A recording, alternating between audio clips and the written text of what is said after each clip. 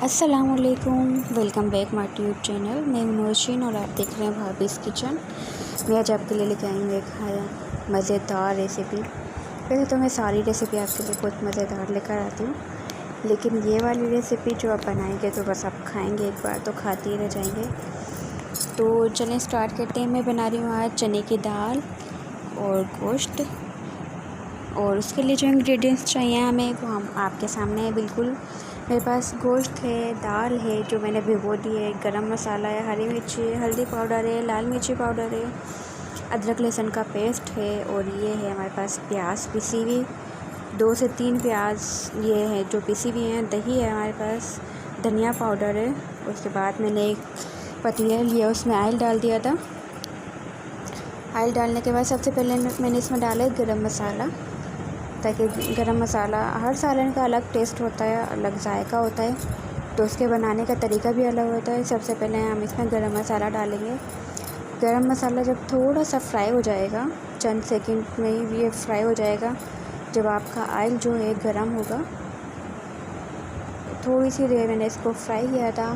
Fry करने के बाद मैंने इसमें जो प्याज थी वो डाल दी थी।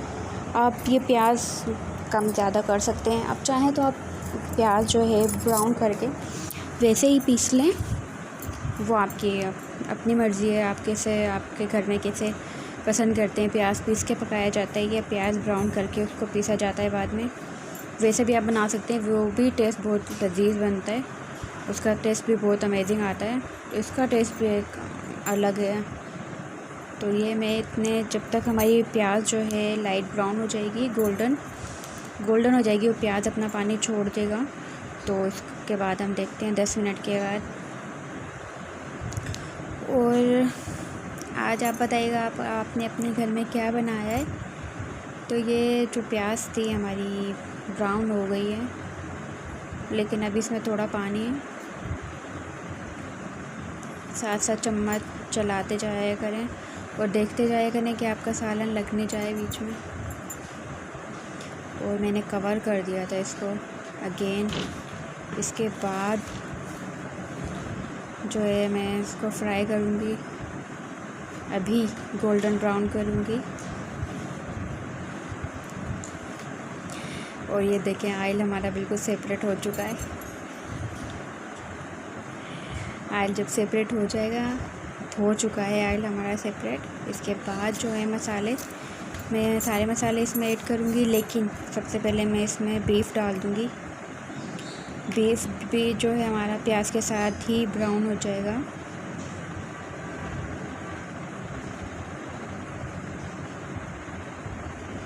थोड़ा प्याज का इसमें टेस्ट भी आ जाएगा, और जो बीफ है वो थोड़ा सा हम सोते करेंगे बस।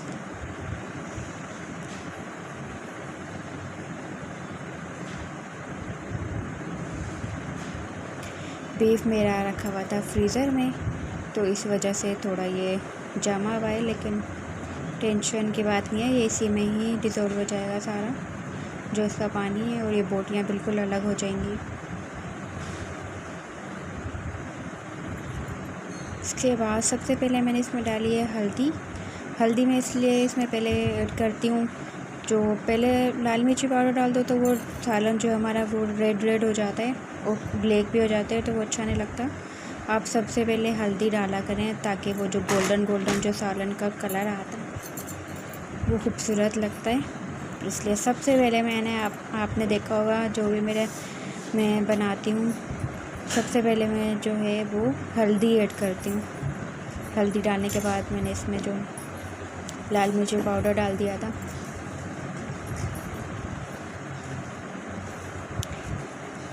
पाउडर डालने के बाद मैंने इसको अच्छे से भूना था।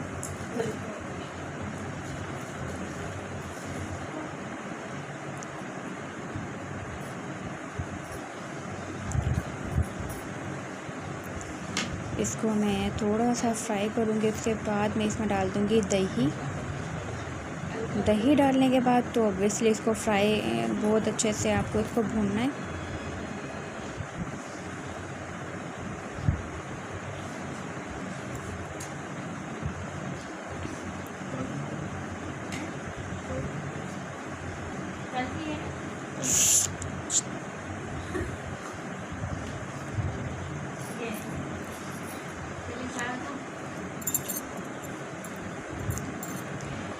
मैंने इसको अच्छे से भून लिया है। ये देखें हमारा ऑयल बिल्कुल सेपरेट हो गया है।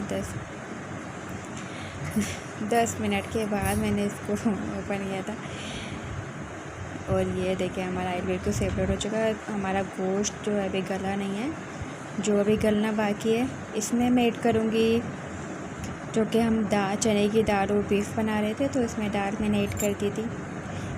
इसमें मैंने पानी ऐड किया था, उसके बाद मैंने दाल इसमें ऐड की थी।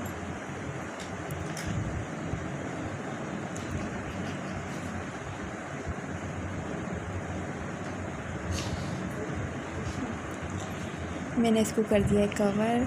उसके बाद जो है हम देखेंगे इसमें दाल ऐड कर देंगे चने की। और ये आप रेसिपी ज़रूर ट्राई करेंगे, बहुत मज़े का बनता है ये जो हमारा सालन है।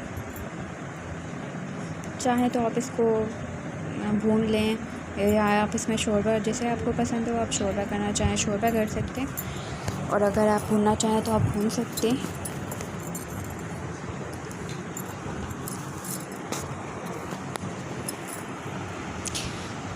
जो भी आप सालन बनाते हैं उसको अच्छे से भुना करें, क्योंकि जब तक सालन भूनता नहीं है तो जो मसाले की जो महक है वो कच्चापन जो है फिर वो बाद में आते हो वो अच्छा भी नहीं लगता।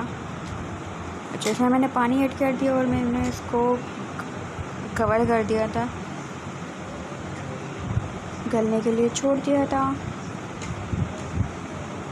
थोड़ा फ्लेम हाई कर देंगे और इसको कवर कर देंगे। अब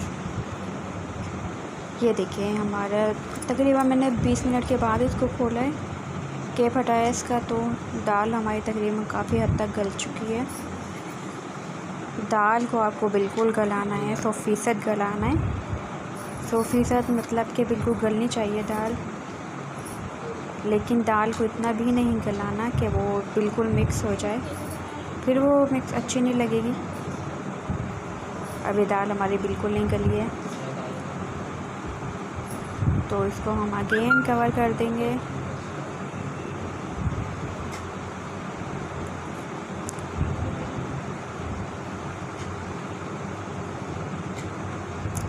ये देखिए मैंने इसको कवर कर दिया है। उसके बाद थोड़ी देर के बाद इसको देखेंगे, तकरीबन 20 मिनट के बाद मिलते हैं। 20 मिनट के बाद, और 20 मिनट हो चुके हैं, मैंने इसको खोल लिया था और दाल हमारी इंशाल्लाह अब गल चुकी होगी।